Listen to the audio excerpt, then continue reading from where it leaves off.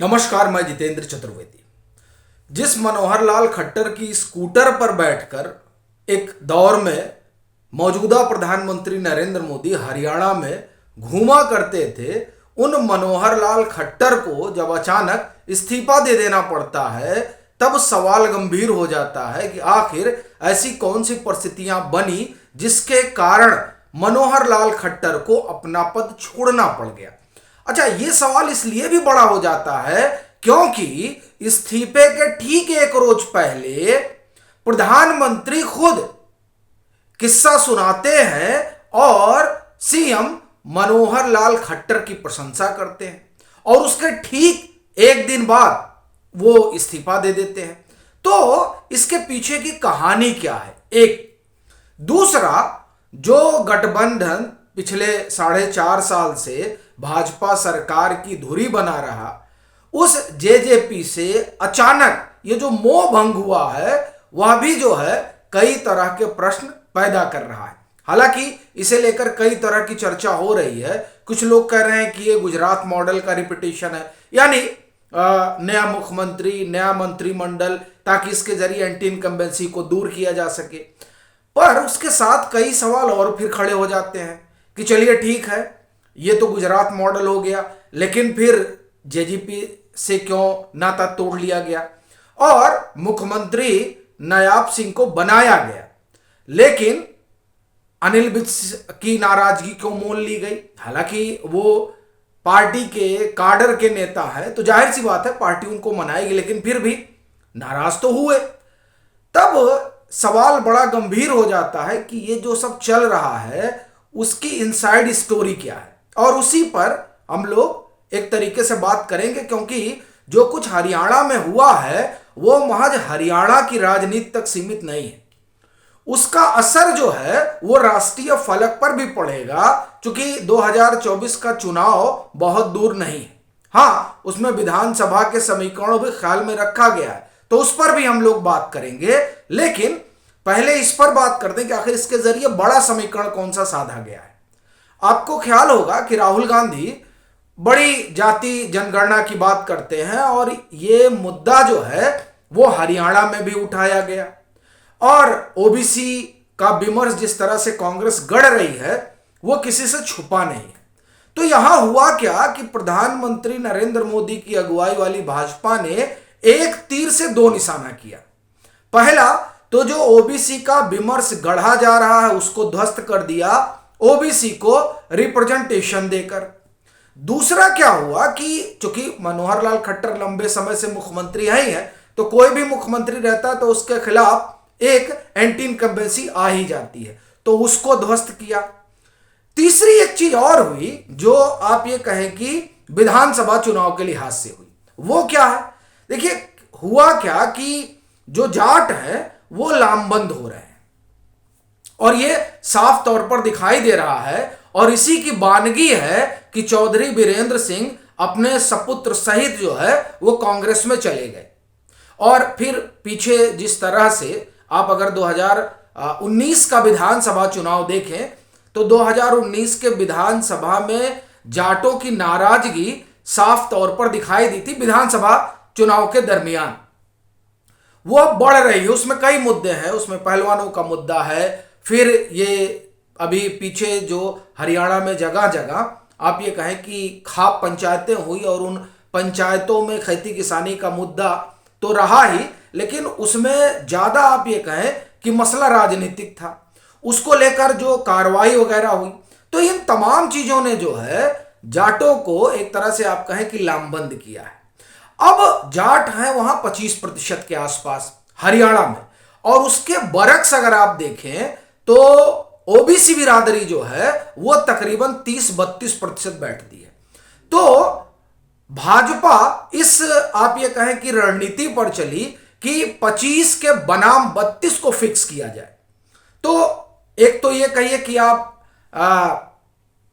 सैनी साहब को मुख्यमंत्री बनाने का सबसे बड़ा मैसेज तो यही चला गया कि वो 32% जो है वो कम से कम आपने लामबंद कर लिया।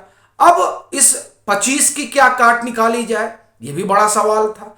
तो इस 25 की काट एक ही है, वो ये कि आप जेजेपी से गठबंधन तोड़ लीजिए। अब इस गठबंधन तोड़ने का जो सबसे बड़ा फायदा होगा वो भाजपा को, और जो नुकसान होने जा रहा है वो कांग्रेस को, और ये साफ दिखाई दे रहा है। और ये कह क्यों रहा हूं?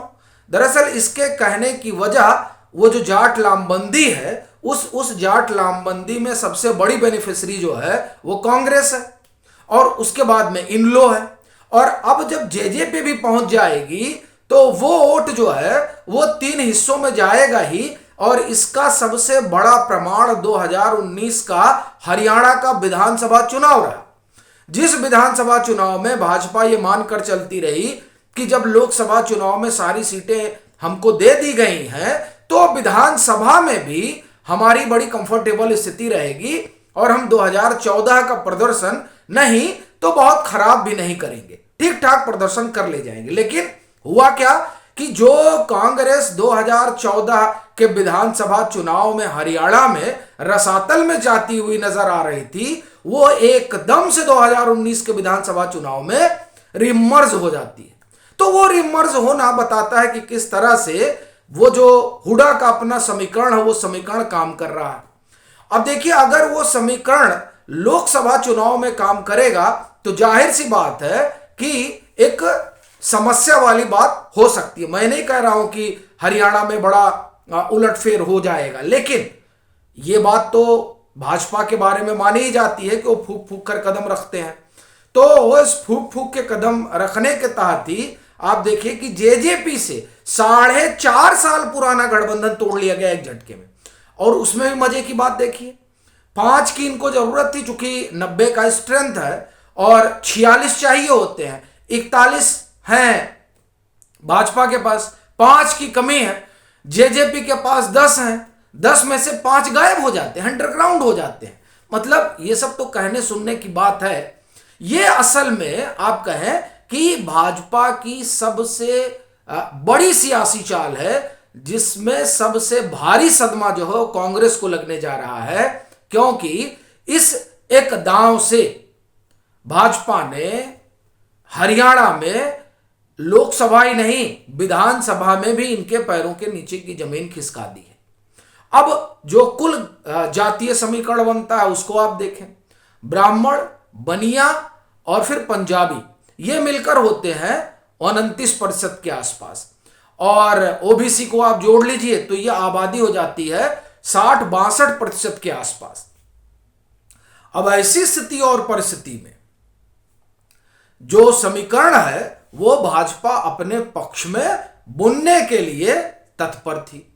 तो उस तत्परता का यह परिणाम हुआ है कि अनिल विज जैसे जो दिग्गज नेता है उनको एक बार वो नाराज हुए तो उनकी नाराजगी भाजपा झेलने को तैयार है, क्योंकि भाजपा बाद में उनको मना भी लेगी। लेकिन अगर सैनी साहब के अलावा किसी और को चुना जाता तो हो सकता है इनका संकट ज्यादा होता, यानी ओबीसी के अलावा कोई और चेहरा लेकर आता, क्योंकि बिस साहब पंजाबी हैं और खट्टर साहब भी पंजाबी थे, तो अब एक को हटा के दूसरा लाना तो अगर आप वोट बैंक के लिहाज से देखें तो वो तो थोड़ा ठीक नहीं बैठता है राजनीतिक तौर पर। तो इसलिए ये जो इस्तीफा हुआ है उस इस्तीफे के पीछे और जेजेपी के गठबंधन के टूटने की जो कहानी है वो दरअसल 2024 के लोकसभा और विधानसभा चुनाव से सीधे तौर पर जुड़ी हुई है। और उसमें भाजपा की कुल कवायद है कि जेजेपी अलग होके लड़ेगी तो वो जो एक मुश्त वोट जाना है कांग्रेस की तरफ वो बटेगा, और उस बिखराव का फायदा जो है वो स्वाभाविक तौर पर भाजपा को मिलेगा लोकसभा चुनाव में भी और विधानसभा के चुनाव में भी। एक और दूसरा, ओबीसी की जो पॉलिटिक्स को धार देने की कवायद में राहुल गांधी जुटे हुए हैं, उस पॉलिटिक्स की हवा निकाल दी गई। तो ये कुल कहानी समझ में आती है। बाकी आपकी अपनी क्या राय है जरूर साझा करें। मतांतर से नहीं जुड़े हैं तो जुड़े, वीडियो को लाइक करें और खूब शेयर करें।